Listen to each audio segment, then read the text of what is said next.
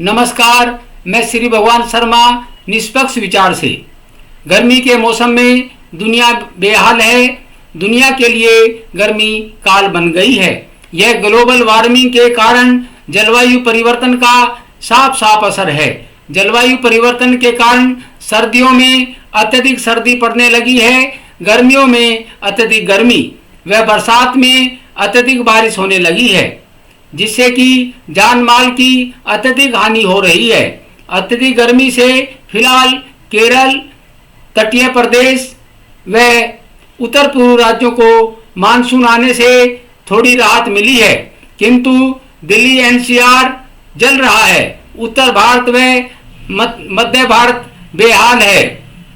पिछले दिनों heat wave के चलते रेड अलर्ट जारी कर दिया गया है। स्कूलों को समय से पहले छुट्टी घोषित कर दी गई है, किंतु मजदूर लोग जो रोज कमाने खाने वाले हैं, उनको तो मेहनत मजदूरी करने के लिए घरों से रोज निकलना ही पड़ता है, जिसके कारण वे सबसे ज्यादा कष्ट झेल रहे हैं। दिल्ली का तापमान 49.9 डिग्री सेल्सियस तक पहुंच चुका है। हीट वेव के चलते दिल्ली एनसीआर में कई सौ लोग जान गंवा चुके हैं। पूरे भारत में तो यह आंकड़ा हजारों में पहुंच चुका है। इसी प्रकार सऊदी अरब पवित्र मक्का में 1000 से ज्यादा हज यात्री जान गंवा चुके हैं। यूरोप में ब्रिटेन, इटली, फ्रांस, ग्रीस आदि देशों के साथ साथ अमेरिका, ऑस्ट्रेलिया यानी कि पूरी दुनिया का गर्मी व हीट वेव से बुरा हाल है। वर्तमान में दिल्ली एनसीआर उमस की गर्मी से परेशान है। यह जो जलवायु परिवर्तन की वजह से दुनिया बेहाल है, वह हमारे द्वारा खुद निर्मित है। हम विकास के नाम पर प्राकृतिक संसाधनों का अत्यधिक दोहन कर रहे हैं। ईंधन के रूप में कोयला, लकड़ी, पशुओं का अपशिष्ट, पेट्रोल, डीजल और खेती में अत्यधिक रसायनों का प्रयोग कर रहे हैं। फलस्वरूप ग्रीन हाउस गैस खर्च बढ़ रहा है, जिसके कारण ग्लोबल वार्मिंग और ओजोन परत में छेद हो रहा है। फलस्वरूप गर्मी व हीट वेव बढ़ रही है, जो कि मनुष्यों की मृत्यु का कारण बन रही है। वर्ष 2015 में पेरिस समझौते में सभी देशों ने ग्लोबल वार्मिंग को 1.5 डिग्री तक लाने की सहमति जताई थी, लेकिन 2023 तक तापमान 1.4 डिग्री बढ़ चुका है। ऐसे में कुछ सालों में यह तय है कि तापमान 1.5 डिग्री एग्रीमेंट टूट जाएगा। वर्तमान में अकेले भारत, चीन, ब्राजील आदि विकासशील देश अत्यधिक कोयला व पेट्रोल डीजल का उपयोग बिजली बनाने व यातायात के साधनों में कर रहे हैं। फलस्वरूप ग्लोबल वार्मिंग बढ़ रही है।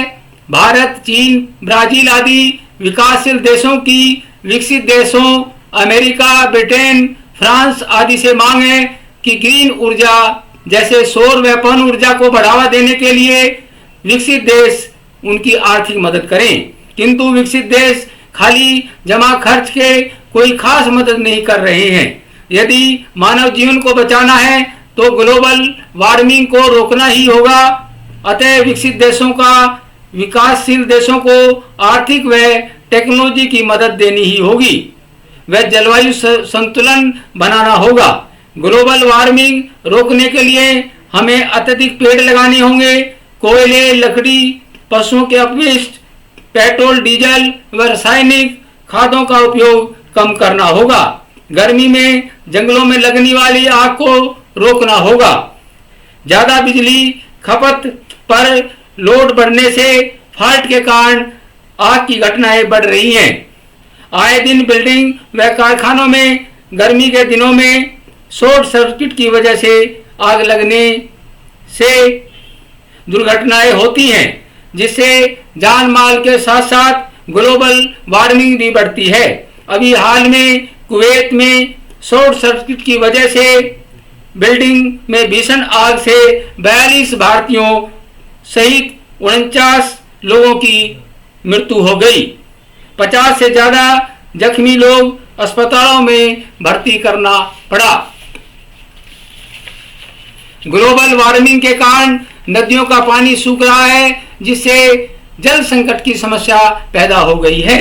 अत्यधिक गर्मी से अनाज, फल, सब्जियों की पैदावार कम हो रही है, जिससे अन्न संकट बढ़ने की समस्या भी पैदा हो रही है। वर्तमान में हम विकास की अंधी दौड़ में विनाश की ओर बढ़ रहे हैं।